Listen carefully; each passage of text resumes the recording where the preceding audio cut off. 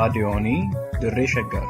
raadiyoonii Dirree Shaggar. raadiyoonii Dirree Shaggar.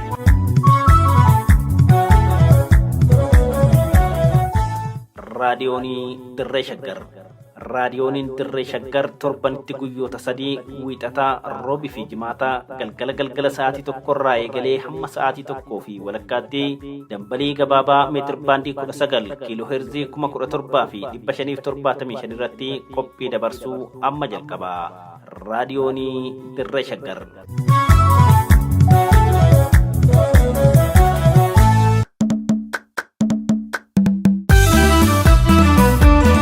Nadhii aadaa.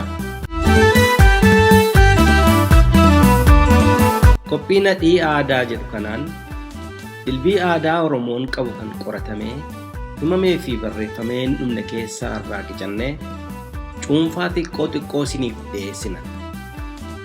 Nadhii aadaa.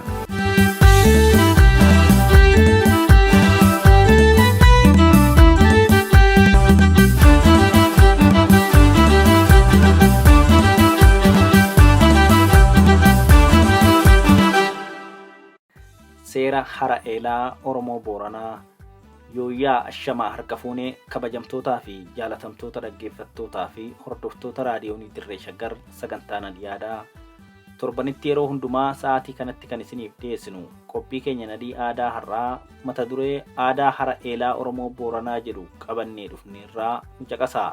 Kan qopheesse Lammii Jabeessati, Gulaalaan Duubee Wayyeessaa, kan isin biraan ga'u immoo an Gurmechaa Gammachuuti.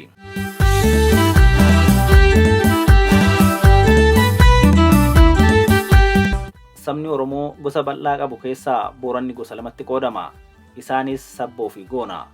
Akka aadaa Booranaatti gosoonni kun lamaanuu hangafaa fi quxisuu qaban. Yeroo eebbisan yookiin aadaa adda addaa guuttatan akkuma gosa walii hangafaniin eebbifatu. Eebbi aaga waan ta'eef akka wal caalanitti wal hin ilaalan yookiin tokko gadi qabanii tokko ol hin qaban. Sababni isaa hundi isaanii aadaa tokko waan qabaniifi. Oromoon Booranaa waggaa dheeraadhaaf sirna gadaa jalatti gurmaa'ee wal bulchaa ture. Har'as caasaa gosaatiin jiruu fi jireenya isaanii gaggeeffataa jiru. Gosti Oromoo Booranaa akka fakkeenyatti Sabboon galalchaa 3 qaba. Isaanis Karrayyuu, Digaluu fi Maxxaarii jedhamu. Caasaan gosaa kun sirna gadaa keessatti iddoo olaanaa qaba. Warras qaba. Akkuma warraan yookiin gosaan wal hangafaniin bishaan illee wal duraa duuban dhugan yookiin obaafatan. Kanumarraa ka'uudhaan mata duree aadaa hora eelaa Oromoo Booranaa jedhu irratti obbo Halakee Guyyoo waraqaa qorannoo isaanii digirii 2ffaa guuttachuuf Yuunivarsiitii Jimmaa Muummee Afaan Oromootti waxabajjii 2009 kan barreessan keessaa akka sagantaa keenyaaf tolutti qindeessinee isiniif dhiyeessineerra. Maddi bishaanii baay'eetu jira. Namuu akkuma madda keessa jirutti dhiyaatuun bishaan dhugaa. Fakkeenyaaf maddi aanaa Dirree yeroo ammaa hawaasichaaf tajaajila kennaa jira. Jiruu fi jireenyi ilma namaa bishaan malee hin ta'u. Bishaan waan hedduuf oola. Qabeenya waan ilma namaatiif kenne keessaa bishaan tokko. Bishaan lafa keessaa fi lafa irras jira. Eela bonaa fi ganna mirgisiisuun yookaan qotanii yeroo hunda bishaan argachuun hin danda'ama. Akka Booranaatti eela gosa 3tu jira. Isaanis ka jalqabaa eela Adaadii, gosa eelaa gadi fageenyaa fi bal'ina hin qabnedha. Bishaan baay'ee maddisiisuu yookaan mirgisiisuu kan hin dandeenyedha. Maddi isaa yeroo bonni dheeratu goguu danda'a. Loon muraasan dabaree dhugan. Bishaan baay'ee waan hin qabneef loon yeroo bonaa gargar qoqqoodamanii dhugu. Kalammataa eela haroo. Hara eelaa jechuun boolla gadi fagoo ta'ee madda bishaan hawaasni Oromoo Booranaa ogummaa harkaa qabuun qotee baafate jechuudha. Harri kun ollaa irraa fagoo ta'uu danda'a.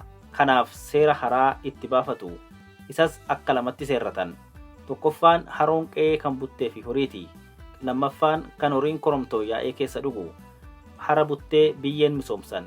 Namni bishaan waraabbatu hundinuu haroo kana dirqama qota. Namni hara kana tiksu gosaan filatama. Namni haroo dhugu hundi yeroo dhufu meeshaalee hara ittiin qotan qabatee dhufa. Nama hin dhufin horii isaa bishaan dhoowwan. Akkaataa kanaan bishaan haroo dhugan. Inni sadaffaan eela tulaa. Tulaa wanti jedhamuuf madda bishaanii keessaa hangafa waan ta'eef tulaan boolla akka malee gadi fagoo namaan qotamee bishaan of keessaa qabudha. Eelli maqaa waliigalaati. Eelli hedduun bakka tokkotti tulaa jedhamuu waamamu. haa ta'u malee tulaa fi eelli gargar baatee qabu. Tulaan yeroo mara bishaan of keessaa kan hin dhabnedha. Sirna gadaa keessatti itti gaafatamummaan guddaan hojjechiisudha. Akka Oromoo Booranaatti bishaan argachuun finna guddaadha. Kanaafis gadaan eela baasa. Hara eelaa uummata itti kaasee hojjechiisaa akka uummanni bu'aa irraa argatu akka hin cufamne dallaa itti ijaaranii akka horiin hin balleessine eegu yookaan yoo eelli jige haaromsu. Kana raawwachuuf yeroo hunda gosaan horii yaasan. Bishaan fulaa garaagaraa irraa walitti dhufanii hara ta'u. Harri harka namaatiin qotamuu yookaan uumamaan jiraachuu danda'a. Harri goobsoo qabdi. Goobsoon akka bishaan keessaa yaa'ee hin banne dhoowwa. Akka finna Booranaatti haroo tokko qotuuf galchaa yookiin bo'oo itti tolchu. Galchaan kun bishaan haroo qotame sanarraa fagoo jiru walitti fidee akka haroon sun guutu godha. Haroon erga guutamee cufama. Jiruu fi jireenyi Booranaa fi beeladoonni isaanii maddeen bishaan irratti hirkatanii jiraatu. Keessumaayyuu yeroo bonaa maddeen irra caalaa itti fayyadaman eela jedhama. Yeroo bokkaan hin jirre bakka bishaanii fi margi jirutti godaanan. Nama rakkatee namatti godaane namni bishaan dhoowwate seera gumii gaayootti lallabameen adabama. Lafti Booranaa akka waliigalaatti wayyuu waan ta'eef lufi kamiyyuu irratti hin hojjetamu. Lafa Booranaatiin namni hunduu handhuura jedhaan. Booranni eela qotee itti fayyadamuu kan jalqabe har'aa miti. Jiruu fi jireenya isaa guutuu itti fayyadamaa ture. Akka aadaa Booranaatti eela tokko qotuuf aadaa fi seera ittiin qotan qaba. Yoo lafa qotuuf dhufan iddoo qotuuf yaadan muka irraa ciranii dallaa itti ijaaranii mikikkilu. Erga mikikkilanii booda jibicha qalu. Gosa eelaa qotan irratti hundaa'uun sangaas ta'u qalu. Muraa yookiin seera ittiin qotan irratti hundaa'anii nama qotiisa isaa dalamse yookaan balleesse aadaa eelaa jedhaniitu loon irraa fuudhan. Achirraa jalqabanii qotu. Yoo guyyaa boqotan ganamaa fi galgala qotu. Gosaan yookiin gareen nama gargar qoodanii qotu. Yeroo eela qotan kanatti sangaa naqatu yookiin hidhatu. Erga naqatanii booda sadi bulchanii sangaa qalachaa qotu. Wanti sadi bulchaniif osoo foon kaan hin dhumin yoo kan biraa qalan nama horiin taphatu fakkaata yookiin foon dura qalames alaa'uu danda'a. Yoo qotuu jalqaban akka aadaa Booranaatti gulantaa eelaa irraa jalqabanii addaan baqaqsaa dhufu. Naannaa bishaan keessaa dhugan daran miidhagsanii qotu. Itti aansuun facannaa itti tolchu. Achiis qaawwa eela ittiin seenanii hanga madda hundaa deeman tolchu. Loon qalan qusachuuf jecha yeroo roobaa ameessa itti galchuun loon irratti elmanii aannan dhugaa qotu. Loon qalan qusachuuf jecha yeroo roobaa ameessa itti galchuun loon irratti elmatanii aannan dhugaa qotu. Gaafa eela qotan loon 100 ol qalamuu danda'u. Erga eelli baheen booda akkaataa dabareetiin dhugan. Akkaataa ittiin dhugan hundaa gosatu baasa. Akkuma walga'utti yeroo bonaallee loon gargar foo'anii obaafatan. Akka isaan guyyaa waliin dhoowwanneef guyyaan abbaa dabaree tokko guyyaa 3 obaafata. Akka aadaa eelatti dursa kan eela dhuguu jalqabu nama lafa haree gulantaa keeyyatee lafa jinfeessedha. Namni kun gosaan filatama. Erga abbaan eelaa waan hunda jalqabee gosti immoo gargaaru. Aadaa eelaa keessatti abbaan eelaa ulfina qaba. Aadaan hara eelaa gumii gaayoo akka Oromoon bishaaniif ilaalcha dansaa qabu agarsiisa. Akkuma nama isaa horatu sa'uma kanaa wal qabsiisee ilaalcha guddaa qabaaf. Akkuma ilaalcha qabuuf aadaa yookaan seeran wal qabsiisee bishaan kana malee hin jiraatu. Bishaan hara eelaa keessaa maddu kun aadaa ofiin wal qabsiisuun seera ittiin kunuunsanis tumanii qabu. Seerota yookiin aadaa gumii gaayootiin laallaman keessaa kanneen akka aadaa dubartii ilaallatu, aadaa abbaa warraa, aadaa loonii, aadaa fardaa, aadaa harree, aadaa hoolaa, aadaa hayyuu qaalluu, aadaa jaarsalichoo, aadaa cifirtuu manguddoo fa'aa of keessaa qaba. Aadaawwan kun hundinuu kan gumii gaayootiin lallabamanii. Aadaaleen kunniin gumii gaayootiin hoogganamu. Nama aadaa kana cabse jaarsalichoo dadhabdee gumii gaayoo kanatti geessu. Aadaa yookiin seera hara eelaa obbo Jaatanii Diidaa kitaaba isaanii bara 2014 barreeffame fuula 205 irratti akka kanatti ibsaniiru. Seerri hara eelaa qabeenya Booranaa kan sabboo goonati. Kanaafuu gosa miiloo fi konfii kanneen jedhaman arcummee eelaa dura hin buusan. Hayyuu fi lichoollee arcummee dura hin buusan. Namni isaan dhoowwe adabbii qaba. Namni ani abbaa eelati jedhee Boorana bishaan dhoowwatee ni adabu.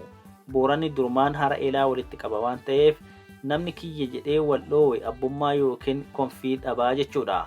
Aadaan hara eelaa aadaa nama tokko qofaan tumame osoo hin taane aadaa gumii gaayootiin tumamuudha. Namni aadaa kana cabse yookaan dabse ni adabama. Kana jechuun gumiin gaayoo aadaa yommuu lallabu namni aadaa kana cabse waan inni adabamuun yookaan gumiin gaayoo jalqabuma ummataaf lallabdi. Haaluma kanaan ummanni Oromoo Booranaa qabeenya hara eelaa marraa yookiin margaa kan jabeessudha. Horsiisee bulaan Booranaa yeroo roobaa horii ofii bishaan irraa hin dhoobu. Garuu yeroo bonaa guyyaa guyyaan hin dhugan. Guyyoota 2 gidduu oolchanii obaasu. Bishaan akkuma argan balleessuun akka hin danda'amne to'achuuf seera tumameedha. Bishaan haroo garuu akkuma argan hin dhugan nama haroo eegutu jira. Booranatti yoo maddi hara eelaa hin jirre horiin jiraachuu hin danda'u. Booranni horii horsiisuuf bishaan maddaa kan yeroo bonaaf gannaa mirgisuu irratti hundaa'a. Yoo haraa fi eelli hin jirre horiin waan baduuf namni illee jiraachuu hin danda'u. Eela yeroo waqtii gannaa hin dhugan. Sababni isaa hanga bishaan roobaa lafarra jirutti hojii adda addaa hojjetu. Eelli kan dhugamu yeroo bishaan roobaa lafarra hin jirre gara eelatti deebi'anii yookiin fooqqisanii dhugan. Yeroo roobaa eelli baankii bishaanii ta'ee kuufama. Eelaa yeroo gannaa ol kaayatan yeroo bonaa dhugu. Akka aadaa eelatti akkuma wal hangafaniin dhuganis namni gosa sana hin ta'in illee dhuguu danda'a. Fakkeenyaaf eelli gosa Booranaa keessaa Digaluu yoo ta'e abbaa haraa eeyyamsiifatee namni kamiyyuu dhuga. Sababni isaa eelli qabeenya Boorana hundaa waan ta'eef. Garuu akka abbummaatti kan murteessu abbuma bishaan eelaa sanaati. Yoo eelli bishaan baay'ee kan qabaatu ta'ee horiin xixiqqaan achitti dhiyaatu osoo horiin gurguddaan eela kana hin dhugin hin eeyyamamuuf. Barbaachisummaa aadaa eelaa keessatti eelli hundinuu konfii qaba. Konfichi nama herreega gosaa yookaan eela itti kennuu miiloo qaba. Namni kana sirreessu abbaa herreegaa kan konfichi eela itti kenne sana yoo ta'u, aadaa Booranaa keessatti namni loon isaanii eela dhugan hundinuu okolee qabatanii gara eelaa deemu. Erga eelaa ba'anii okolee sanaan looniif to'an akka aadaa eelatti osoo okolee hin qixxeeffatin hin dhugan. Eelaa fi harri qabeenya guddaa Oromoo Booranaati. Jiruu fi jireenya horii yookaan beelada isaanii ittiin gaggeeffatu. Akka aadaa eelatti guyyaan eelaa 3. Guyyaan jalqabaa dhabsuudha. Guyyaan lammaffaa limaan. Guyyaan sadaffaa obaa jedhama. Guyyaan obaa aadaa eelaa keessatti loon hundi sa'aatii isaanirratti hundaa'uun bishaan dhugu. Ganama akkuma wal duraa duuba jiraniin hanga galgala sa'aatii 12tti dhugu. Osoo dhuganuu aduu seenti. Yoo aduun dhiitu eela keessaa galanii yoo isaan galgala bishaan dhuganii galan maruu jedhanii hanga halkan sa'aatii 6tti marsuuni. Yeroo kanatti horiin waan lafa sodaatuuf akkas jedhanii sirban. Galgala dhugdee kaatee dhaabbataa buddeen nyaatee buddeen waliin haatee akka qaba boosaa yaatee galgala dhugdee kaatee galgala yaraa dhugdee obaatuu faana kaatee buddeen jiloo areeroo lafaa gollaa garaa yaatee jedhu. Eelli dhuunfaa kan namni tokko mataa isaatiin of danda'ee qotateedha. Osoo qabeenya gosaa itti hin yaasin qabeenyuma ofiitiin fayyadamee kan baafatudha. Eelli gosaa ammoo qabeenya gosarraa walitti qabameen kan gosumaan qotamudha. Kana jechuun qabeenya nama tokkoo qofa osoo hin taane qabeenya gosaatu itti bahaa jechuudha. Eelli gosaa fi dhuunfaan illee gosaan hoogganama. Eelli kunneen lachuu nama tiksu yookiin eegu mataa mataatti qabu. Yoo gosti tokko hara eelaa tokko ol qabaatee nama itti aanutu dhuga malee dhuunfaa qofaan warra tokkollee hin qabne dhorkatanii hin dhugan. Eelli ni kabajama, ni ulfeeffama, ni sodaatama, ni eebbifama. Akka aadaa Booranaatti eela ittiin niqatan, ittiin fincaa'an, waan xuraawaa kamiyyuu ittiin gatan. Namni safuu yookaan ceera fokkoo hara eelaa irra tarkaanfatee yookiin cabse warra eelaa sana duratti dhiyaatee adabama. Akka aadaa hara eelaa Oromoo Booranaatti eela tokko yeroo dhuguu jalqaban marraan itti irreeffatu. Hulluuqoos itti naqatu. Akkaataa kanaan eela dhuguu jalqabu. Aadaan hara eelaa yeroo ammaa kan durii caalaa baay'ee jijjiirama qaba. Eelli yeroo durii madda tokko keessa 30 ol jiru. Yeroo ammaa sababoota garaagaraatiin madda tokko keessa 5 hanga 10 kan hin caalletu jira. Gabaabumatti aadaan hara eelaa Booranaa kun bifa barreeffamaan ol kaa'amee akka dhalootaa dhalootatti darburratti hojjetamuu qaba. Oromoota gammoojjii Oromiyaa biroo keessa jiraataniif akka muuxannootti qoodamuu qaba. Egaa kanarraaf qopheeffanne xumurreerra. Waan nu caqastaniif ulfaadhaa. Nama torbanii nuunaa jedhu horaa bulaa deebanaa.